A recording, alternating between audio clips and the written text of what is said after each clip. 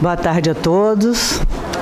Sejam muito bem-vindos a essa casa querida que nos acolhe com tanto carinho. Aqueles que estão pela primeira vez, sintam o nosso carinho especial.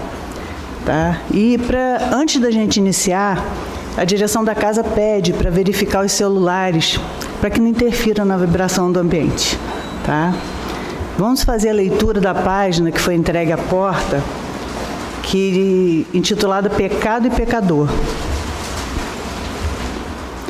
A sociedade humana não deveria operar a divisão de si própria como sendo um campo em que se separam bons e maus, mas sim viver qual grande família em que se integram os espíritos que começam a compreender o Pai e os que ainda não conseguiram pressenti-lo. Claro que as palavras maldade e perversidade ainda comparecerão por vastíssimos anos no dicionário terrestre, definindo certas atitudes mentais inferiores. Todavia, é forçoso convir que a questão do mal vai obtendo novas interpretações na inteligência humana. O evangelista apresenta conceito justo. João não nos diz que o perverso está exilado de nosso Pai, nem que se conserva ausente da criação. Apenas afirma que não tem visto a Deus. Isso não significa que devamos cruzar os braços ante as ervas venenosas e zonas pestilenciais do caminho. Todavia, obriga-nos a recordar que um lavrador não retira espinheiros e detritos do solo, a fim de convertê-los em precipícios. Muita gente acredita que um homem caído é alguém que deve ser aniquilado.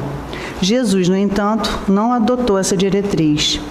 Dirigindo-se amorosamente ao pecador, sabia-se, antes de tudo, defrontado por enfermo infeliz, a quem não poderia subtrair as características de eternidade.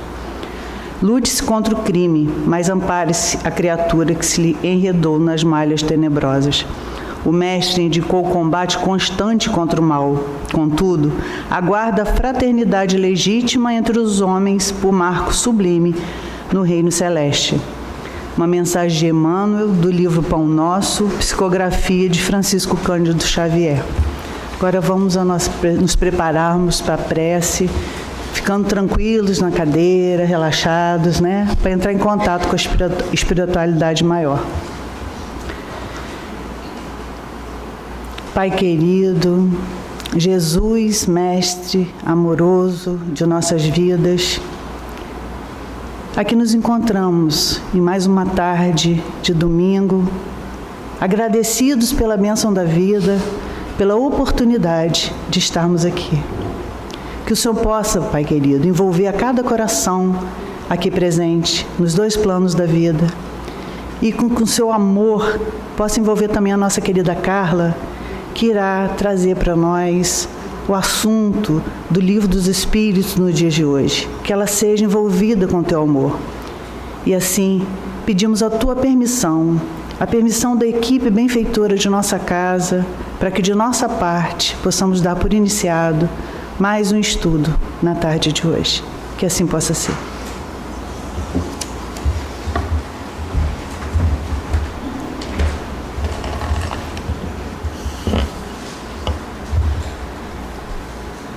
Boa tarde a todos, que Jesus nos envolva nas suas vibrações de amor, de carinho.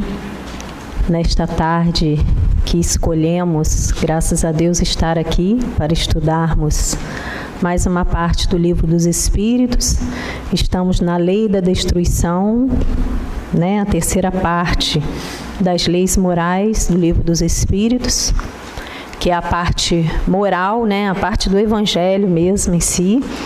E, na verdade, hoje nós vamos estudar não só o ato em si do assassinato, né, é um tema forte, né, que está dentro da lei da destruição, mas nós vamos estudar vários sentimentos que antecedem ao ato em si, né? Que o assassinato é você tirar a vida de um ser humano, mas você pode matar a esperança de alguém, né? Você pode matar a alegria de alguém, enfim.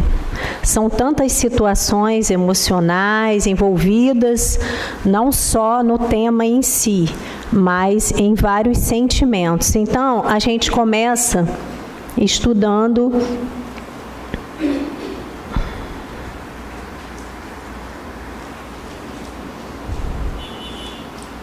vou pedir ajuda aqui aos universitários. Estudando a Joana de Ângeles, o tema agressividade está no livro Leis Morais da Vida, da Joana de Ângeles. Todas as vezes que a gente vai estudar em relação a sentimento, a gente vai buscar a Joana de Ângeles, né? Nossa mentora, junto com o Divaldo, que nos esclarece todo esse movimento, todo esse envolvimento de sentimento. Então, ela fala sobre a agressividade, é um problema seríssimo, porque às vezes damos muita ênfase, né, os próprios crimes, as grandes revoluções, a guerra, como estudamos com a Bia na semana passada, mas, enfim, tudo isso tem uma origem, e a origem são os nossos sentimentos que a gente traz na nossa bagagem, né? E muitos sentimentos de ordem inferior. Então, ela fala que a agressividade é um problema sério que exige cuidados especiais. A agressividade vem dominando cada vez maior número de vítimas que lhe caem inertes nas malhas constritoras. Bom, sem dúvida, fatores externos contribuem para distonias nervosas, os externos, né? Ou seja, de fora para dentro, promotoras das reações perturbantes, que geram, não raro, agressividade naqueles que, aí é que vai o ponto, potencialmente são violentos, ou seja, eles trazem em si a violência. Então, nós trazemos na nossa bagagem essa agressividade. Então, o agressor é aquele que está perturbado em si mesmo, né? Essa agressividade, ela surge nos primeiros anos de vida.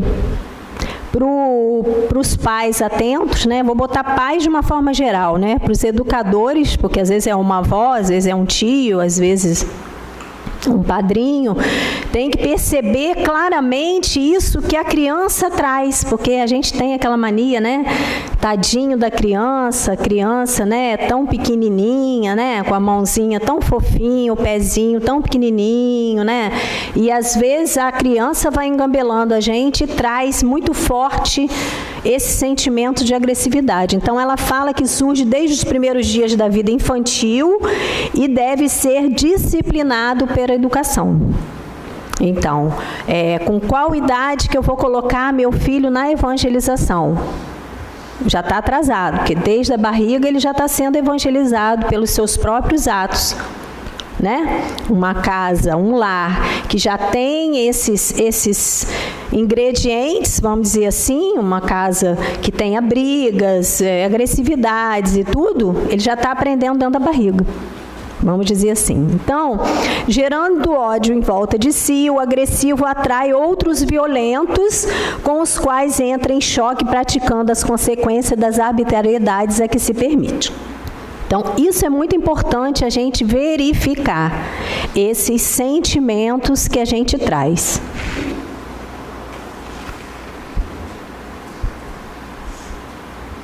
E aí, eu fiz um esqueminha, esse livro é Conflitos Existenciais, também da Joana, que ela fala só sobre sentimentos mesmo. Esse, então, é esse livro aqui, ó, Conflitos Existenciais, da Joana de Ângeles, pela psicografia do Divaldo.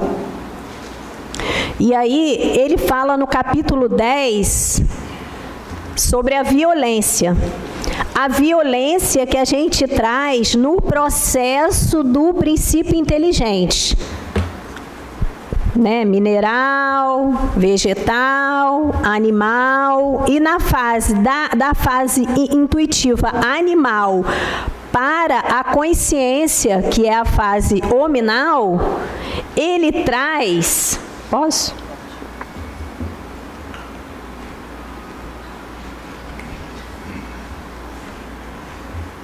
É aqui, né?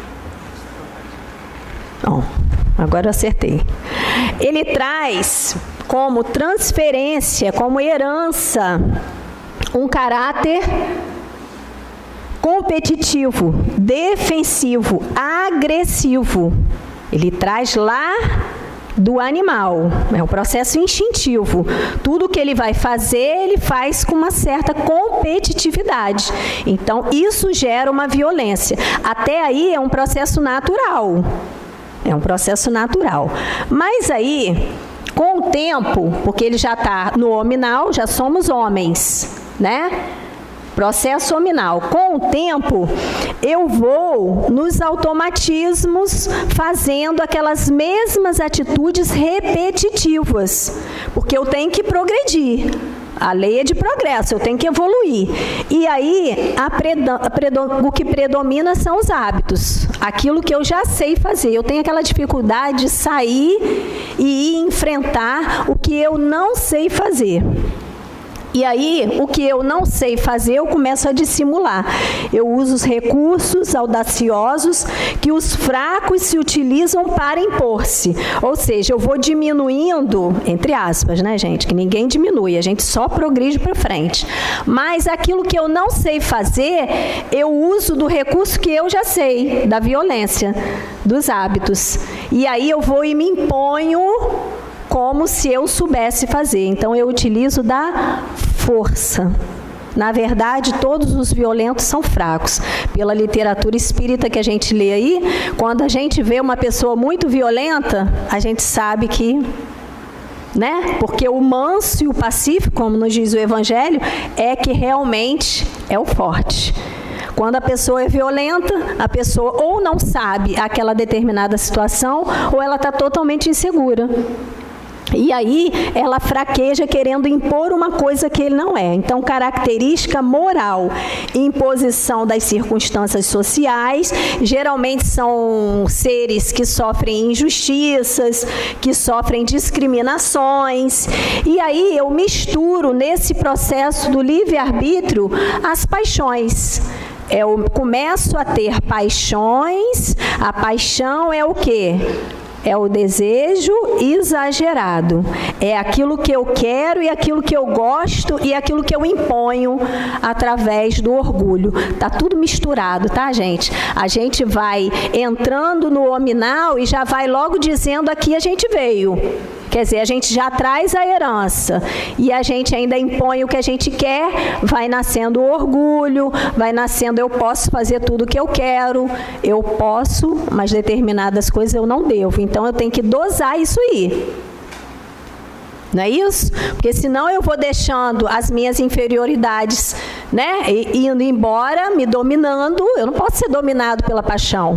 A paixão tem que ser um sentimento de bem-querer, né? Tão bom quando você faz uma coisa com paixão, né, você gostando daquilo que você faz, uma profissão, seja lá o que for, mas eu não posso deixar a paixão me dominar, né? Porque aí eu só vou fazer aquilo, eu tenho outras coisas a fazer. E aí é sempre o que eu gosto. A paixão é natural, né? A paixão, ela vai levando ao desprezo das obrigações sociais, porque ela se mistura ao orgulho e eu sei fazer uma coisa que o outro não sabe. Então, eu começo aquela disputa íntima, os sentimentos inferiores começam a despertar, tá? Outro sentimento inferior é a falta de empatia pelos outros. Alguns autores dizem que a gente fica antissocial e outros não. Mas o egoísmo nada mais é do que eu vou, né, mergulhando nas minhas coisas, nas coisas que eu gosto, né, nas coisas que eu tenho que me envolver, eu vou acabando ficando antissocial. Então, ela fala que é o desvio conflitivo entre a conduta que eu tenho e os critérios estabelecidos. Eu vivo num conflito, a sociedade me impõe uma determinada situação que eu tenho que viver e eu não aceito de acordo com o que eu tenho, o espírito. Nós estamos falando de fase hominal, estamos falando de espírito. O espírito já sabe o que ele quer. Como é que é o nome disso? Rebeldia.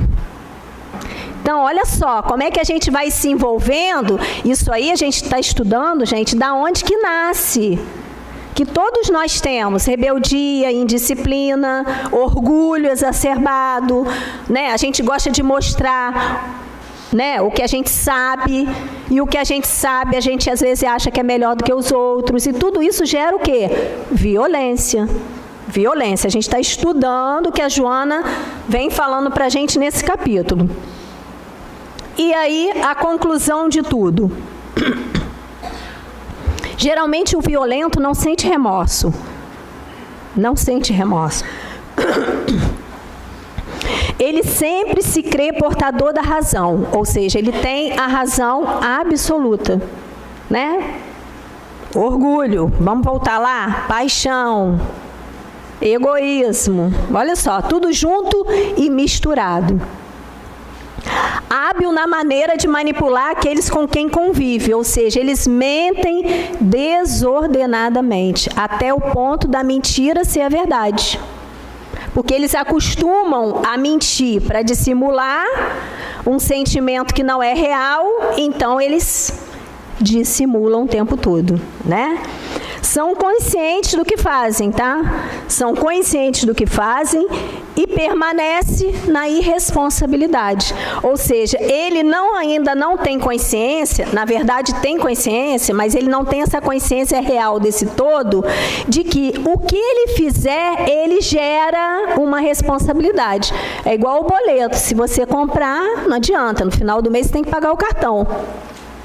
Gera uma responsabilidade para mim. Todos esses sentimentos que são imbuídos no nosso comportamento social geram um boleto no final das contas. Ok? E isso tudo... ele acha também, com o seu cinismo, que todos os outros são imbecis, ou seja, quem tem o temperamento violento, que são os fortes, né? Que a sociedade diz como forte, são os violentos. São os que têm a razão e são os que ele considera os outros menos do que ele, ou seja, ele se considera melhor do que o outro, que é o orgulho em alta. É um problema de quem? É um problema moral.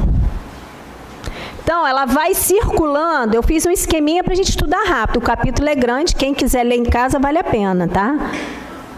Ela faz um rodeio para falar que o problema está no espírito. O espírito é que já traz isso em sua bagagem, e nesse meio tempo, nessa passagem do animal para o hominal, ele não soube o quê? Dosar o seu querer, as suas paixões, os seus sentimentos, né? Que ele traz de lá, o sentimento competitivo, o sentimento defensivo, o sentimento agressivo. Ele não soube administrar. E quem que vai administrar isso tudo para não ser uma coisa violenta? O espírito. Aonde? Aonde que ele vai se encontrar? Olhando para si mesmo. É o primeiro passo. Então, quanto mais a gente foge da gente mesmo, mais a gente vai continuar da mesma forma. Porque muitas vezes a gente já sabe que a gente tem esse comportamento, mas a gente não sabe agir diante desse comportamento. E aí Hahnemann, no capítulo 9, vem dizendo para a gente, depois vocês vão perguntar, o que isso tudo tem a ver com assassinato? O assassinato é uma violência. O assassinato é uma agressividade à lei de Deus, não é isso? E aí a gente vai estudar primeiro o comportamento, para a gente poder se olhar. Porque muitas vezes a gente julga o criminoso, mas nós somos criminosos também. Às vezes com a gente mesmo. Né? Não sabemos domar as nossas más inclinações. Então, o Hahnemann fala para a gente que, de acordo com a ideia completamente falsa de que não pode se reformar a sua própria natureza, o homem acredita que não tem obrigação de fazer esforços para se corrigir dos defeitos nos quais ele se compraz voluntariamente. Se compraz quer dizer o quê, gente? Ele gosta.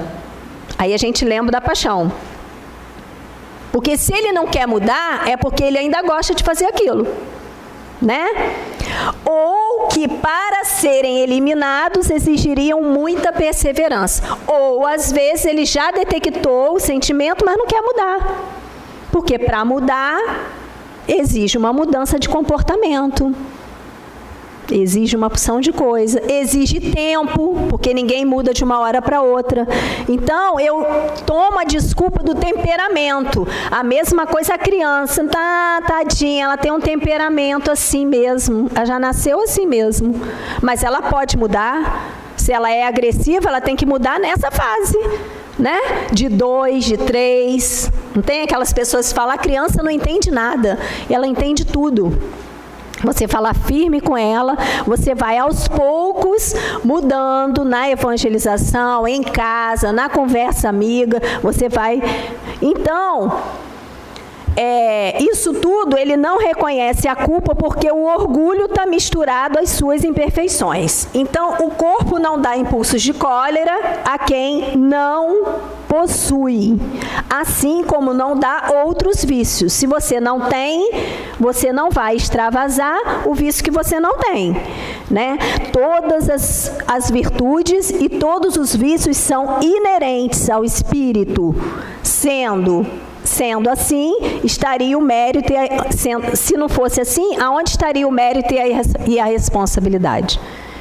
Então, ponto. A gente, para mudar, exige uma responsabilidade que é nossa, exige um esforço. E muitas vezes a gente não quer. É o poder da vontade. Eu tenho que acionar o poder da vontade que está dentro de mim. Então, para eu me corrigir, eu tenho que ter uma vontade firme. É o que Hahnemann fala lá no capítulo 9, item 10 do Evangelho. E aí vamos entrar no assassinato, né? O assassinato é um grande crime aos olhos de Deus, porque aquele que tira a vida de seu semelhante, corta uma vida de expiação ou de missão. E aí está o mal. Eu tiro a possibilidade do meu irmão de continuar encarnado, né, passando pelas suas questões, de acordo com a lei do progresso. Eu simplesmente elimino, eu corto essa possibilidade, né? São criaturas que... Aí depois,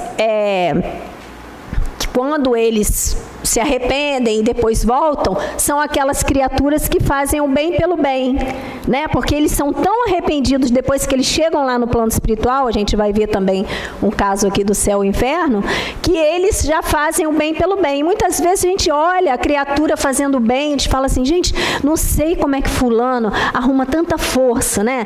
Para fazer o bem pelo bem, para movimentar recurso, para, né, agir, justamente porque, ó, lá atrás ele cometeu algumas dificuldades que ele se arrependeu muito. E aí, lá na espiritualidade, ele fala, isso aqui eu não quero mais. Né? Deus julga mais a intenção do que o fato em si. Por isso, o grau de culpabilidade é sempre de acordo com a justiça de Deus. Ou seja, Kardec pergunta aos espíritos, né? Esse grau, quem que vai julgar? Claro que é Deus. Nosso Pai, Criador, vai julgar pela intenção.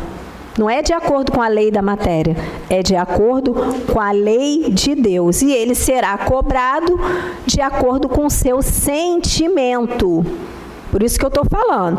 Se muitas vezes a gente comete um ato, mas a gente não tem essa maldade, essa crueldade, que também é um capítulo que fala aqui no livro, tem um capítulo só sobre crueldade, você é amenizado nas suas questões. Porque não foi um crime com requintes de crueldade, como a sociedade aí fala.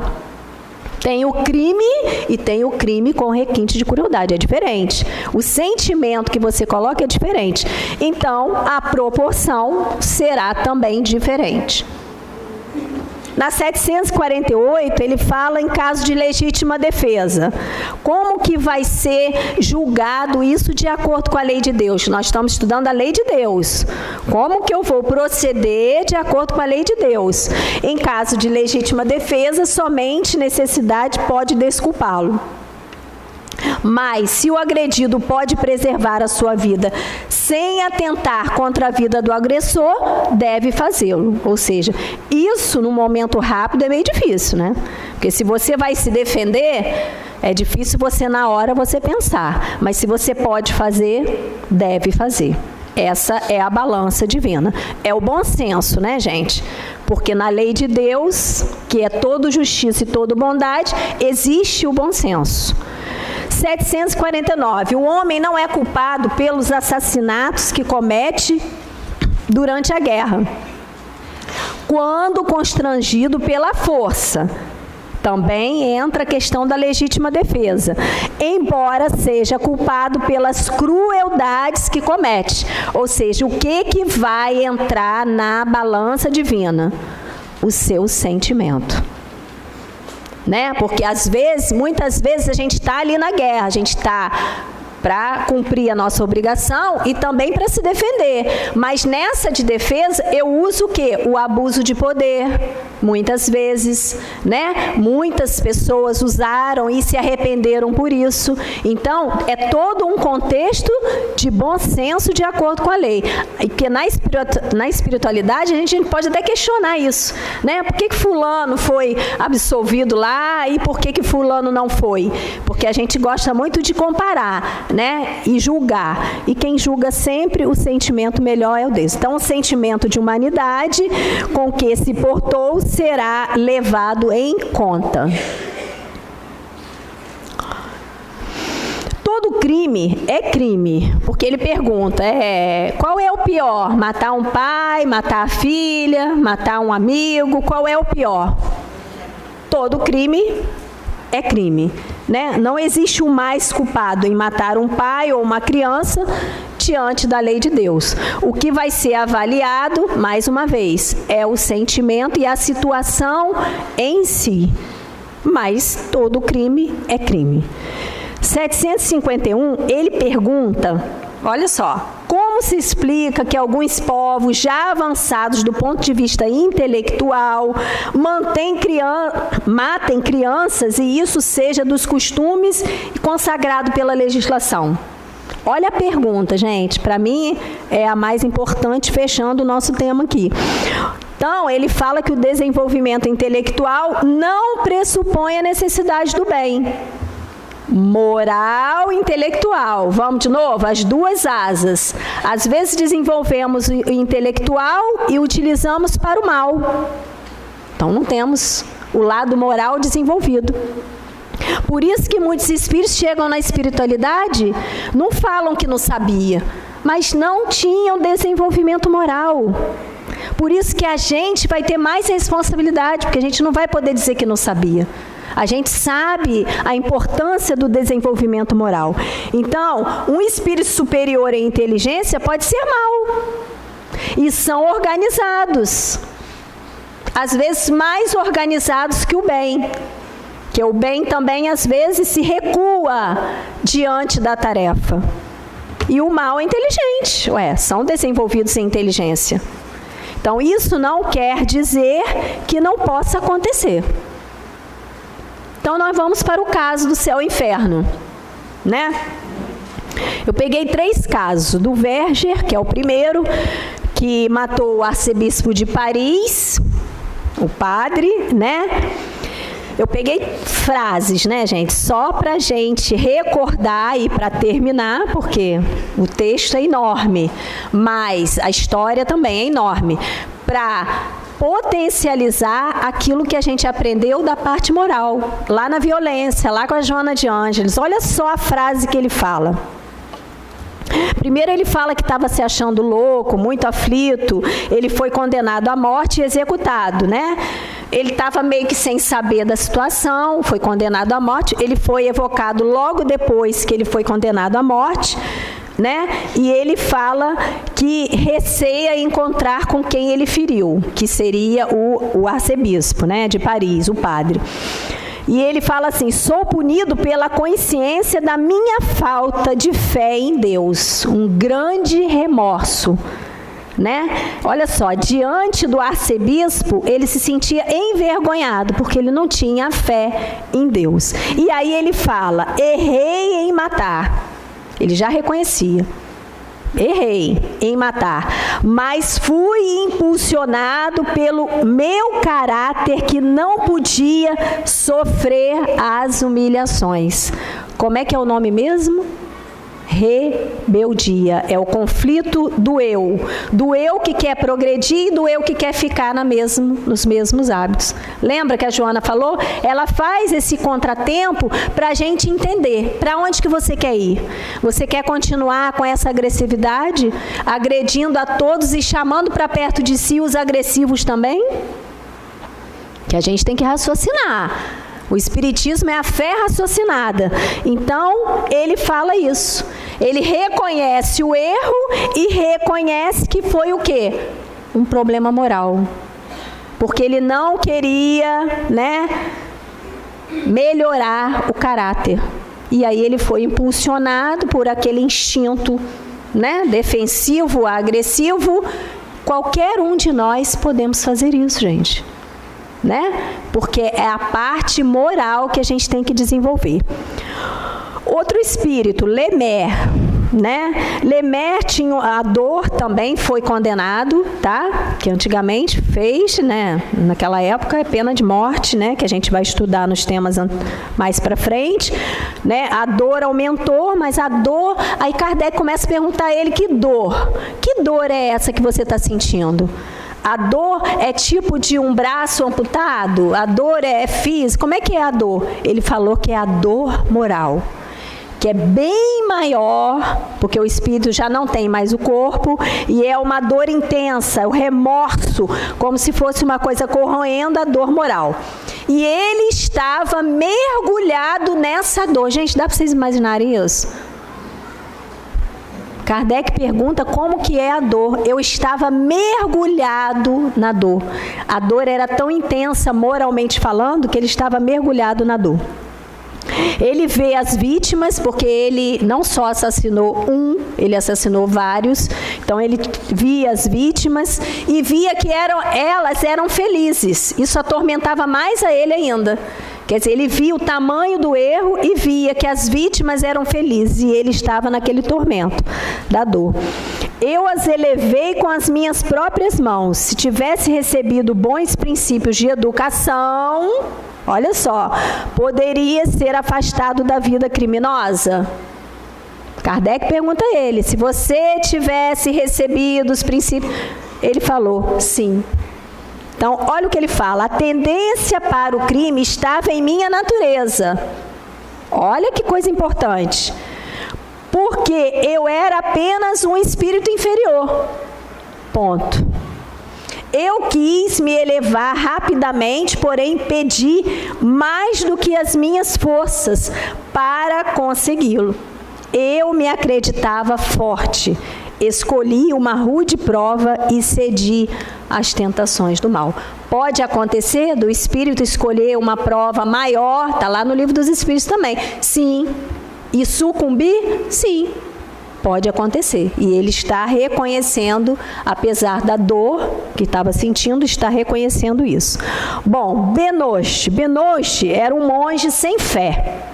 Preguiçoso, escolhi não por vocação ser monge. Escolhi porque eu era preguiçoso e queria ter uma posição. Na verdade, ele não tinha essa tendência a ser monge. Abusei do poder. Arrastei para as desordens aqueles a quem eu tinha a missão de salvar. Ou seja, ele tinha a missão de salvar. Ele fez o contrário. Ele abusou do poder e arrastou para outras questões. Persegui aqueles que pareciam reprovar meus excessos. Ou seja, não admitia ninguém chamar a atenção. Esse problema é o quê, gente? Moral. Quantos de nós não sabemos? Quando a gente é chamado a atenção, a gente empina, vamos dizer assim, O orgulho exacerbado, a gente não aceita. E aonde que a gente vai curar isso? Se evangelizando. É o que a gente está fazendo aqui. Estudando as leis de Deus que são totalmente moralizadoras. Então, o Benoche, ele fala assim, a fome torturou muitas vítimas. Seus gritos frequentemente eram extintos sobre a violência. Isso era o que ele fazia. O que podia ter vos induzido a todas essas infâmias? Os vícios que eu possuía. Gente, voltando à questão da violência lá. Os vícios que eu possuía. A brutalidade das paixões. Tá vendo onde que começa tudo? Começa lá, na paixão. Porque eu posso escolher, que eu tenho livre-arbítrio. Então, eu escolho o melhor para mim.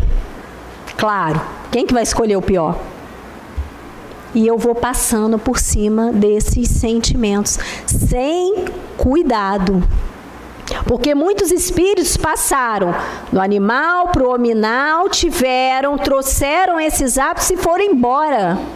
Foram embora, pegaram a reta do bem, dosaram os seus sentimentos, raciocinaram, foram obedientes à lei de Deus e estão lá na frente. Lá na frente. Como Emmanuel, né? Lá na frente, aonde nós vamos chegar, Deus quiser. Porque nós já estamos no caminho, estamos estudando, né? Então, gente, é isso. O problema é moral. E aí, uma mensagenzinha para a gente finalizar, da irmã Sheila. Não maldigas o irmão que se fez instrumento para a sua dor. Com certeza, ele ainda não conhece a luz da verdade. Ora por ele, pedindo a Deus que o ajude. Assim como todos nós, ele é o enfermo espiritual, sobre os cuidados de Jesus. Irmã Sheila.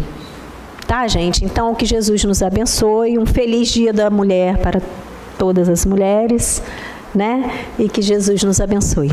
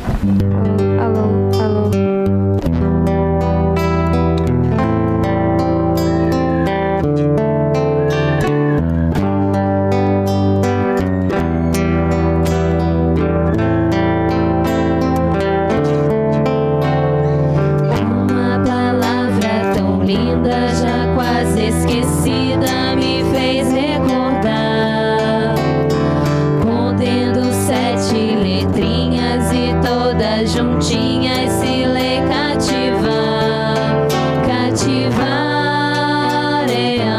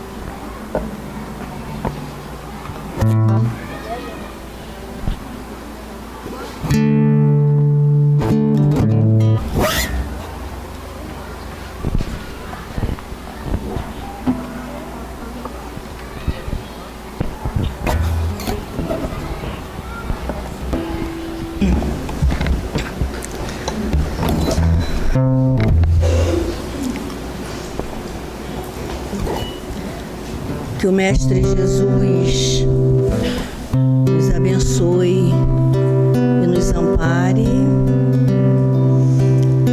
nesta hora que estamos buscando o coração do Mestre querido, que os nossos sentimentos sejam de ternura e de paz. Na lição do Livro dos Espíritos, nos convida a uma grande reflexão.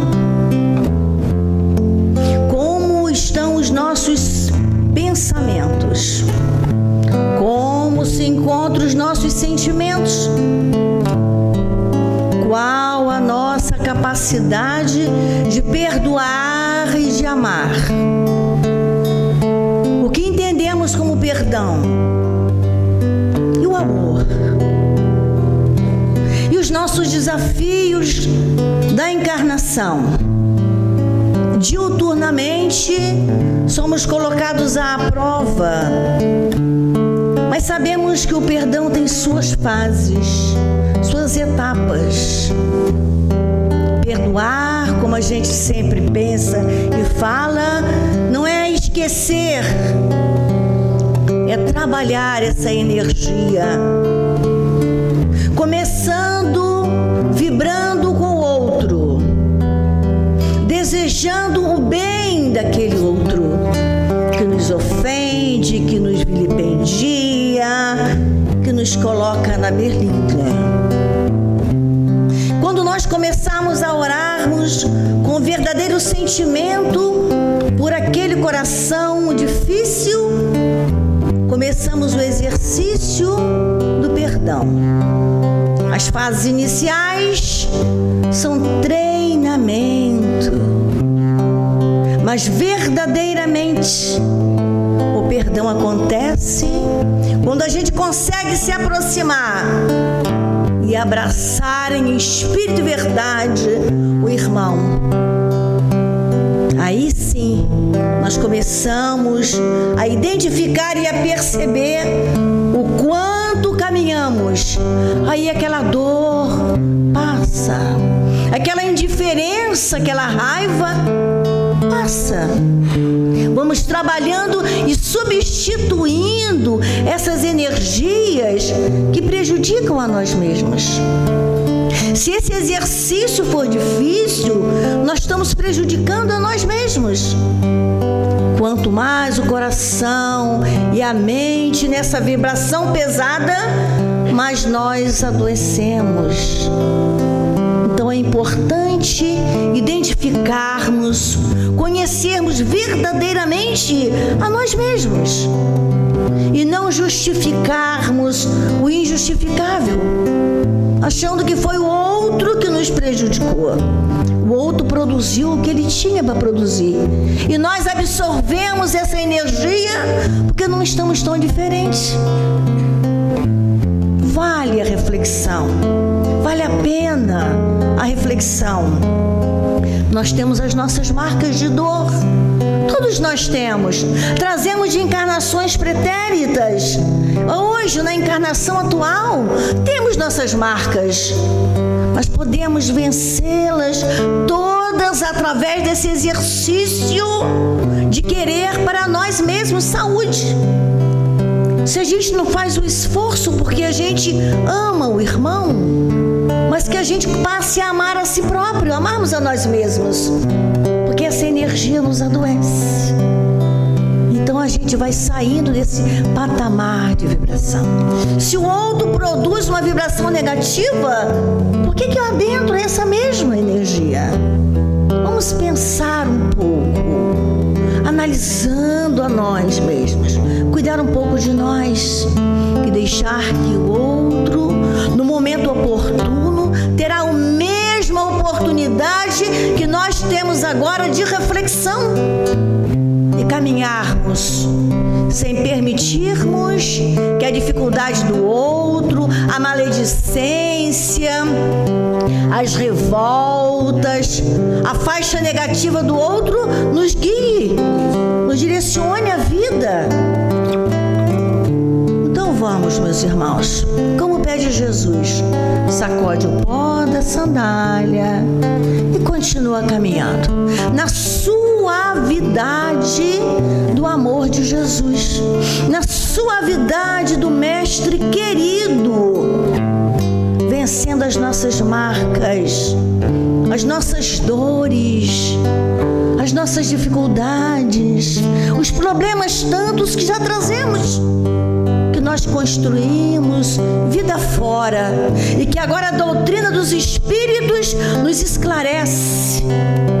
Cada um é responsável pelos seus atos, responsável por si.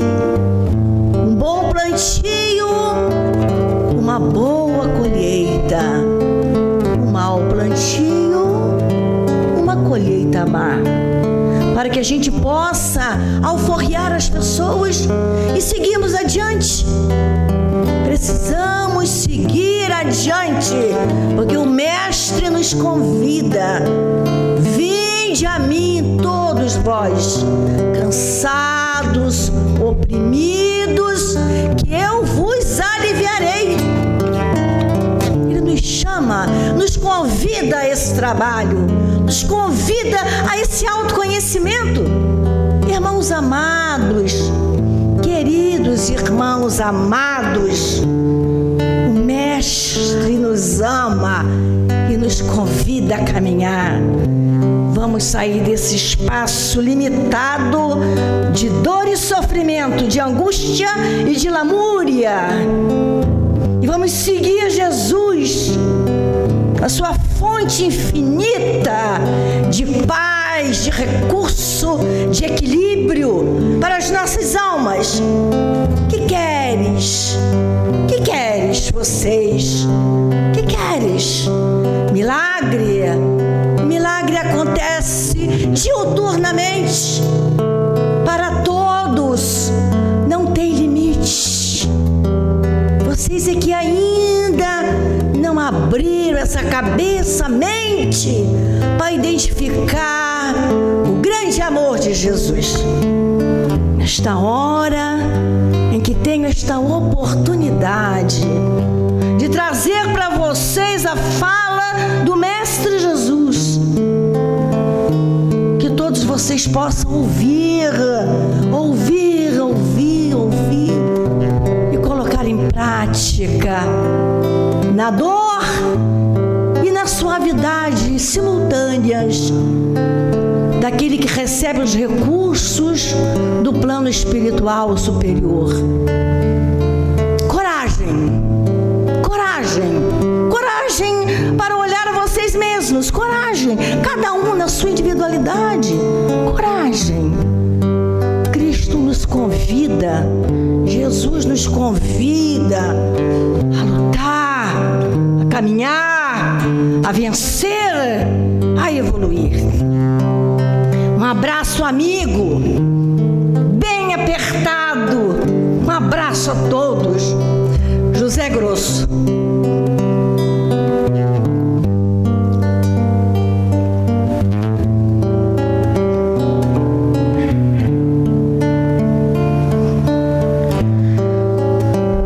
Senhor Jesus, na luz infinita do teu amor, na mensagem que emana do teu coração, a envolver essa plateia linda, sentimos a tua presença renovando as nossas energias, nossos pensamentos e emoções. Abençoe-nos, Mestre amado. Estamos diante da tua presença, porque te buscamos verdadeiramente com a potência de nossas almas. Abençoe os nossos lares aqui representados, Senhor, as necessidades que apresentam, e a cada um de nós individualmente, nesse autoconhecimento, para que possamos todos estarmos com ouvidos de ouvir a beleza e a suavidade, a sinfonia da tua voz que nos embala, nos convidando à mansuetude e à paz. Envolva nós todos nas dimensões do teu amor profundo, para que, fortalecidos, possamos dizer-te, Mestre, muito obrigada. Obrigada pela paz desta hora, por esta casa que nos abriga. Obrigada pelas experiências da encarnação que nos conduzem até ti, nos conduzem à reflexão e nos fazem lutar e caminhar sem temor. Vamos sentir a leveza do ambiente, porque o Mestre está conosco nas vibrações maiores do amor, a envolver, a embalar os nossos corações em muita ternura e em muita paz. Abençoe todos os lares, todas as necessidades, todos nós, para que assim, nesse envolvimento, nós possamos te agradecer. Muito obrigada, Jesus. Muito obrigada, doutor Erma. Muito obrigada, mentores amados de cada coração aqui presente. Muito obrigada por tudo. Muito obrigada pela bênção da vida. Abençoe a todos nós, hoje, agora, sempre, sempre, sempre. Querido Mestre Jesus.